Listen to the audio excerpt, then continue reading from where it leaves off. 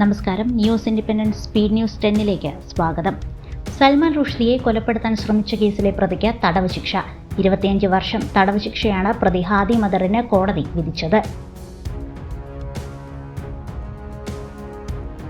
അയർലൻഡിൽ ചൂട് കൂടുന്ന സാഹചര്യത്തിൽ കാഴ്ച ബംഗ്ലാവുകളിലെ മൃഗങ്ങൾക്ക് പ്രത്യേക പരിചരണം.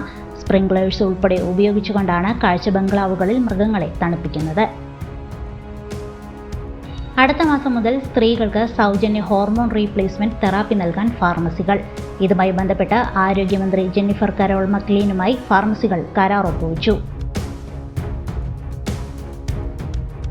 കഴിഞ്ഞ വർഷം അയർലൻഡിൽ വ്യക്തിഗത വായ്പയായി നൽകിയത് റെക്കോർഡ് തുക 2.5 ബില്യൺ യൂറോയാണ് 2024 വ്യക്തിഗത വായ്പയായി മാത്രം ബാങ്കുകൾ നൽകിയത്.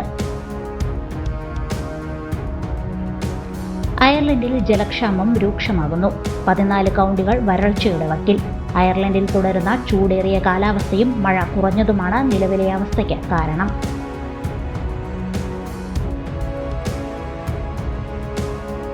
ജൂണിൽ വെസ്റ്റ് ഇൻഡീസിനെതിരെ നടക്കാനിരിക്കുന്ന ഏകദിന T20 പരമ്പരകൾക്കുള്ള 14 അംഗ ടീമുകളെ അയർലൻഡ് പ്രഖ്യാപിച്ചു. പോൾ സ്റ്റിർലിംഗ് ഇരു ടീമുകളെയും നയിക്കും. കേറ്റ് കാർമൈക്കൽ, ടോമീസ് എന്നിവരുൾപ്പെടെ നിരവധി പുതിയ കളിക്കാർക്ക് അവസരം.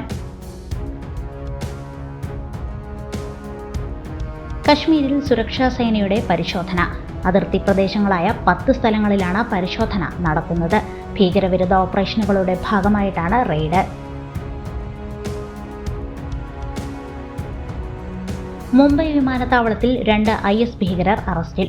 അബ്ദുള്ള ഫയാസ് ഷെയ്ഖ്, തൽഹ ഖാൻ എന്നിവരെയാണ് NIA സംഘം അറസ്റ്റ് ചെയ്തത്. നെടുമ്പാശ്ശേരി അന്താരാഷ്ട്ര വിമാനത്താവളത്തിൽ യാത്രക്കാരിയിൽ നിന്ന് 44.40 ലക്ഷം രൂപയുടെ വിദേശ കറൻസി കസ്റ്റംസ് പിടികൂടി. വ്യാഴാഴ്ച രാത്രി സ്പൈസ് ജെറ്റിൽ ദുബായിലേക്ക് പോകാനെത്തിയ മൂവാറ്റുപുഴ സ്വദേശിനി ഗീതയുടെ പക്കൽ നിന്നാണ് തുക പിടികൂടിയത്.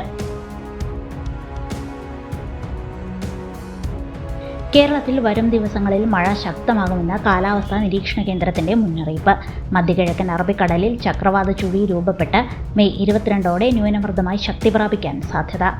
കൂടുതൽ വാർത്തകൾക്കും വീഡിയോകൾക്കുമായി newsindependence.com എന്ന വെബ്സൈറ്റും ന്യൂസ് ഇൻഡിപെൻഡൻസ് ഫേസ്ബുക്ക്, ഇൻസ്റ്റഗ്രാം പേജുകളും വാട്സ്ആപ്പ്, യൂട്യൂബ് ചാനലുകളും സന്ദർശിക്കുക.